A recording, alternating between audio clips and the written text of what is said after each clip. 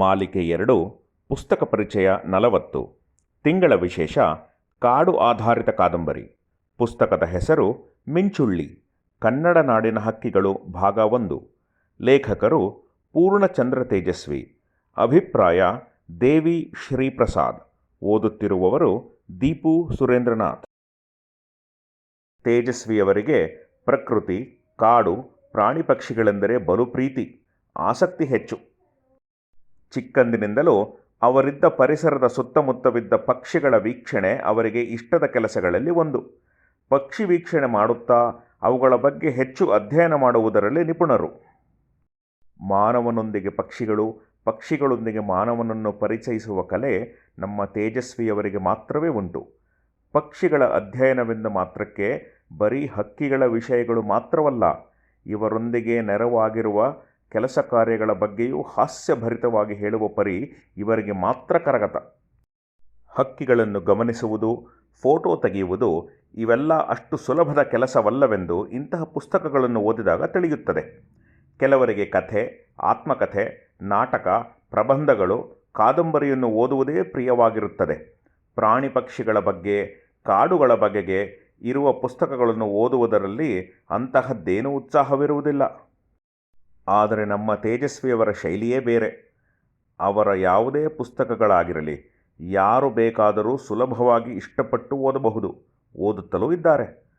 ಪಕ್ಷಿಗಳೆಂದರೆ ಬರೀ ಅವುಗಳ ಸುತ್ತಮುತ್ತಿನ ವಿಷಯಗಳು ಮಾತ್ರವಲ್ಲದೆ ಇವರ ದಿನನಿತ್ಯದ ಚಟುವಟಿಕೆಗಳನ್ನು ಸ್ವಾರಸ್ಯವಾಗಿ ಚಿತ್ರಿಸುವ ಕಲೆ ತೇಜಸ್ವಿಯವರಿಗೆ ಮಾತ್ರ ಉಂಟು.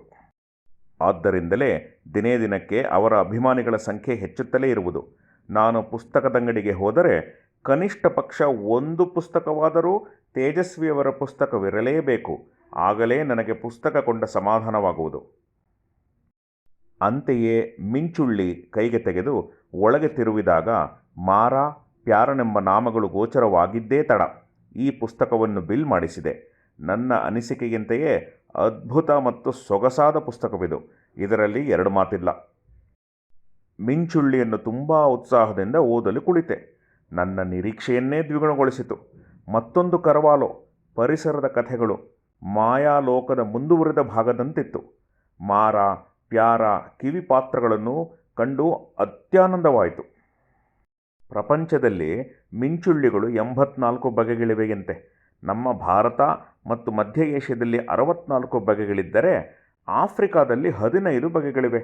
ಒಟ್ಟಾರೆ ಮಿಂಚುಳ್ಳಿಗಳಲ್ಲೂ 2 ವಿಧಗಳು. ಒಂದು ನೀರಿನ ಮಿಂಚುಳ್ಳಿಗಳು, ಮತ್ತೊಂದು ಕಾಡಿನ ಮಿಂಚುಳ್ಳಿಗಳು. ನೀರಿನ ಮಿಂಚುಳ್ಳಿಗೆ ಮೀನುಗಳು ಆಹಾರವಾದರೆ ಕಾಡಿನ ಮಿಂಚುಳ್ಳಿಗೆ ಹುಳ ಹುಪ್ಪಟಗಳೇ ಆಹಾರ. ಹೀಗೆ ಆ ಹಕ್ಕಿಯ ಬಗ್ಗೆ ಸಾಕಷ್ಟು ವಿವರಗಳಿವೆ.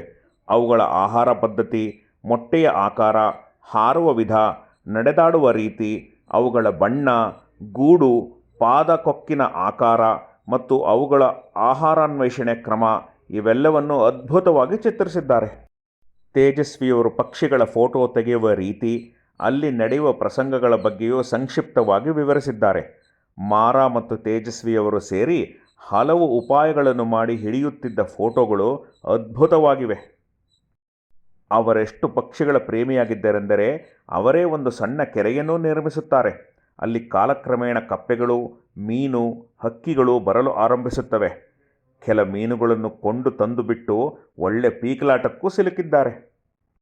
ಒಮ್ಮೆ ಪ್ಯಾರನು ತೋಟದ ಬಳಿ ಇರುವ ಕೆರೆಯ ಕಡೆಯಿಂದ ಓಡಿ ಬಂದು ತಾನೊಂದು ವಿಚಿತ್ರ ರೀತಿಯ ಹಕ್ಕಿಯನ್ನು ಕಂಡಿದ್ದಾಗಿ ಹೇಳಿ ವಿವರಿಸುತ್ತಾನೆ.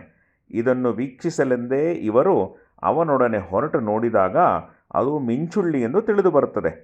ಹಕ್ಕಿಯ ಗೂಡಿಗೆ ಕೈ ಹಾಕುವಾಗ ಜರುಗಿದ ಪ್ಯಾರನ ಅವಸ್ಥೆಯನ್ನು ಹಾಸ್ಯದ ರೂಪವಾಗಿ ನೀಡಿದ್ದಾರೆ.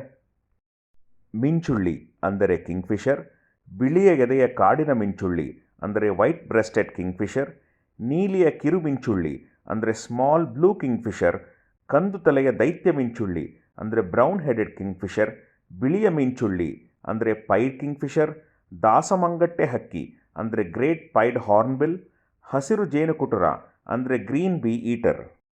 ಇನ್ನೂ ಹಲವು ಹಕ್ಕಿಗಳ ಬಗ್ಗೆ ನಾವಿಲ್ಲಿ ತಿಳಿದುಕೊಳ್ಳಬಹುದು. ಅದು ನಗುನಗುತ್ತಲೇ. ಸ್ವಾರಸ್ಯವಾದ ಪಕ್ಷಿಗಳ ವಿವರದ ಪುಸ್ತಕವಾದ ಮಿಂಚುಳ್ಳಿಯನ್ನು ಓದಿ ಆನಂದಿಸಿ. ವಿಶ್ವದ ಪಕ್ಷಿಗಳ ಪ್ರೇಮಿ ಎಂದರೆ ಸಲೀಂ ಅಲಿ ಅನ್ನುತ್ತಾರೆ. ಕರ್ನಾಟಕದ ಪಕ್ಷಿಗಳ ಪ್ರೇಮಿ ಎಂದರೆ ಅದು ತೇಜಸ್ವಿಯವರೇ ಎಂದು ನಾನು ಹೇಳುವೆ. ಧನ್ಯವಾದಗಳು.